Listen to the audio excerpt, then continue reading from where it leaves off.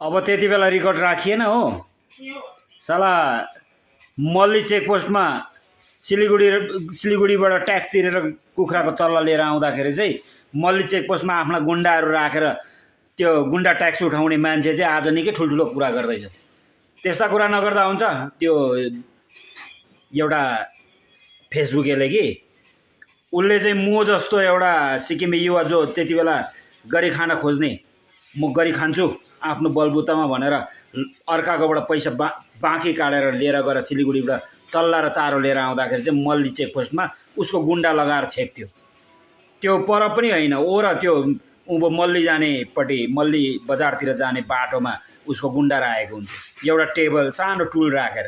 अब त्यस्ताले त हामीलाई बेसी झकझगाउने काम छैन हो।